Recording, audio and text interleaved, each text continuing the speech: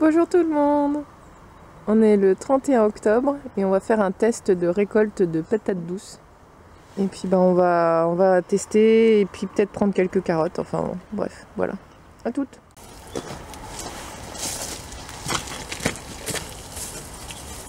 Donc là, ça c'est enlevé.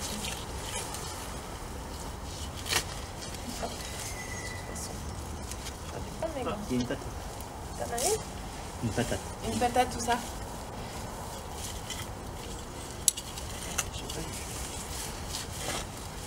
Donc ça c'est la patate douce. Voilà. Qui a fait des micro-patates trop cute.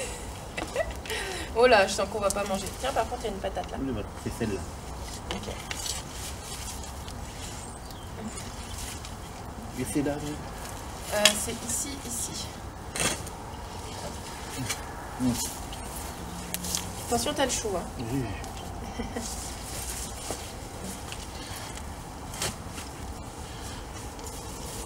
Ah, hop. Là, il y en a.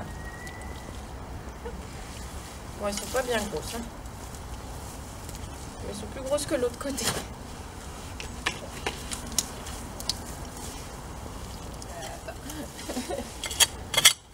Ah, il y a un gros caillou. Tiens, vas-y, tu veux faire le coup de tour jaune. C'est un coup de four. Ouais. Si elles sont jolies. Petit. C'est trop petit? Oui. Ah, j'en ai vu d'autres dans le croissant. Il y en a une qui est magnifique. Ok, bon. Magnifique est peut-être pas le mot non plus, mais restons humbles.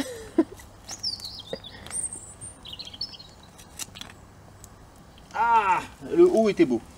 Fais voir. Elle est trop cute. Le haut était pas mal, tu vois. Ouais. Elle s'enfonce pas beaucoup. Mais en même temps, avec les cailloux qu'il y a, ça m'étonne pas. Hein. Regardez là, les cailloux là. Hop, qu'on vient juste de récupérer. Et celle d'à côté, je pense pas qu'elles pourront grossir beaucoup plus. Ok. Ben non, mais laisse-les pour l'instant. Je les laisse, ok. Rebouche un peu et puis on va aller chercher ailleurs. Donc il y a aussi des patates douces là. Mais là, c'est des poires de terre. Et comme les poires de terre, on va pas les récolter tout de suite. Les patates douces que j'avais mis autour, on les récoltera plus tard. On va quand même faire un test sur celles qui sont au bout. Là, voilà.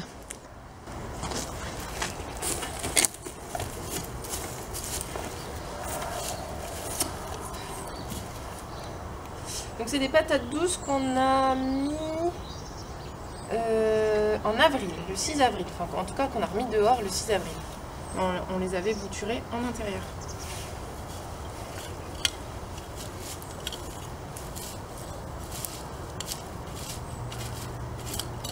La place là. Donc, hop, c'est ce pied-là. Oups, là.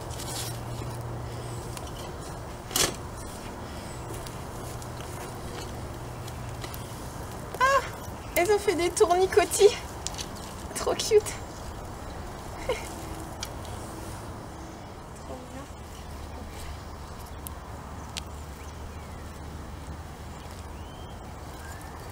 Oh, celle-là est pas mal. Oui.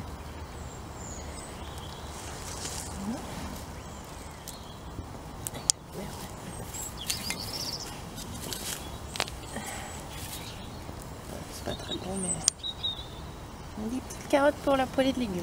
Hop. Voilà.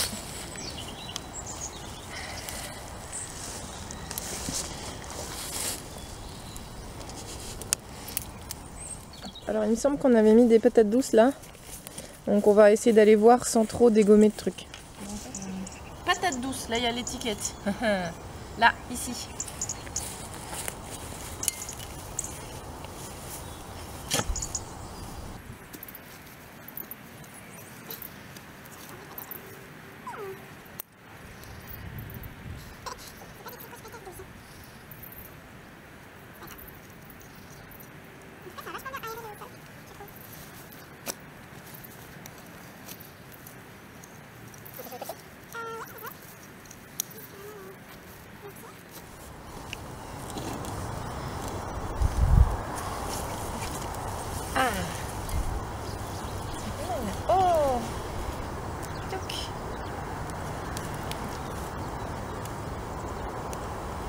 c'est pas si pire.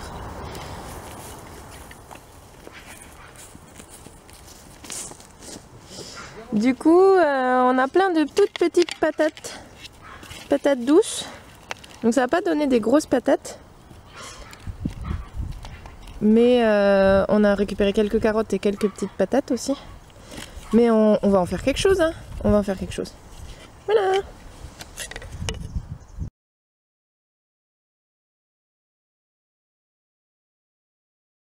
Profitez qu'on soit allé récolter les patates douces pour vous faire un petit tour du terrain parce qu'il fait super beau, c'est très agréable. Et donc là il reste le basilic, on a les blettes qui repartent un peu, donc on va les laisser parce qu'elles se ressèment toutes seules, notamment juste à côté. Je vous montrerai, ça c'est plus visible à d'autres endroits. Il reste des tout petites carottes qui sont pas encore prêtes. On a des radis. Alors les radis ils sont plutôt jolis à regarder, mais en fait on en a récupéré et ils sont hyper piquants. Donc on n'a sans doute pas assez arrosé, ou on a un terrain qui rend les radis piquants. Si vous avez des recettes pour rendre les radis pas piquants, je prends et on les mangera dans ce cas-là. Sinon on va les laisser aux limaces comme d'habitude quand ça nous plaît pas.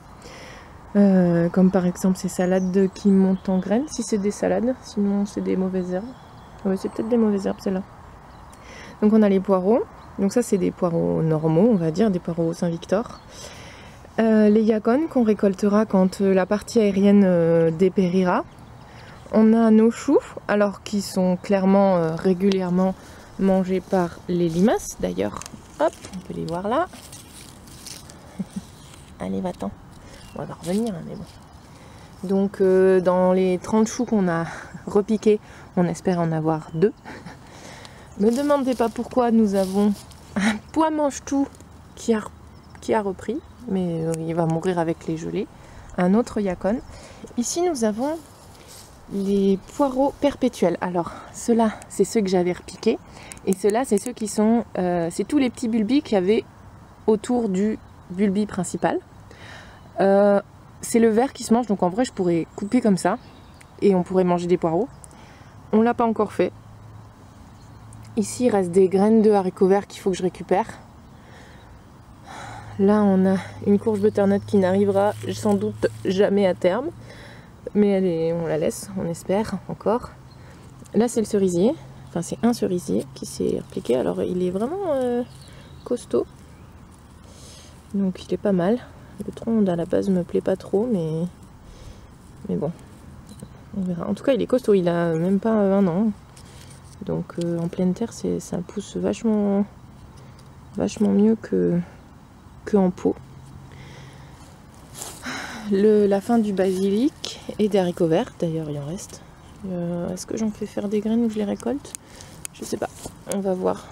Je vais peut-être les récolter pour ce soir. Voilà. Encore des radis. Vous voyez, on en avait fait beaucoup. Et en fait, au pied des radis, il y a de la mâche. Alors, il va falloir peut-être que je coupe les radis pour que la mâche, elle puisse se développer tranquillement. Une courge. Celle-là, elle est hyper tardive, donc à mon avis, pareil, elle n'arrivera pas à terme. Donc, des choux. Ici, on a enlevé les maïs. D'ailleurs, qui n'étaient pas très bien fécondés, sans doute parce qu'on n'avait fait qu'une ligne. Donc on a appris ça plus tard, on ne savait pas qu'il fallait mettre en paquet pour qu'ils se fécondent tous mutuellement et que du coup on ait des maïs pleins. Donc on a dû en laisser certains. Voilà par exemple. Et du coup ils n'étaient pas fécondés partout, donc ils n'étaient pas pleins. Et puis bah, vous voyez, les limaces adorent. Ici on a eu beaucoup de pucerons, donc on les a laissés pour faire de la nourriture. Vu que l'épi était de toute façon pas très beau, on a laissé les pucerons pour les coccinelles, parce qu'on a vu que les coccinelles revenaient grâce aux pucerons qu'il y a ici. Là on a une autre courge qui arrivera sans doute pas non plus à son terme. La bourrache a bien pris, donc on est content. Et là je voulais vous montrer, c'est les blettes qui se sont ressemées toutes seules, qu'on va sans doute relaisser, parce que ça ne nous gêne pas. Au pire on les enlèvera plus tard, dans tous les cas ça fait de la biomasse. Le bassin se porte bien, Là, on n'a rien pour l'instant à cet endroit-là. Je sais pas si je continuerai l'année prochaine, on verra. Si je ferai peut-être un tipi. Le cerisier avec les fraises au pied. Là-bas, on a des framboisiers, de la consoude qui a bien pris, quelques fraisiers, enfin des choses comme ça. Ici, on avait planté des nouveaux framboisiers le long de la haie, qui poussent que le long de la haie parce qu'ils meurent pas du coup sous le soleil d'été. Là, le croissant est en train de se faire envahir par les fraises. Donc de toute façon, ça poussait difficilement sur cette parcelle. On ne sait pas trop pourquoi. Les poireaux par contre sont très jolis. Donc on va sans doute récolter quelques poireaux. Donc là c'est les surprises des marchés qui ont envahi tout partout. L'oseille. Il reste quelques carottes, les betteraves se sont pas très bien développées. Les yacon là on les récoltera plus tard.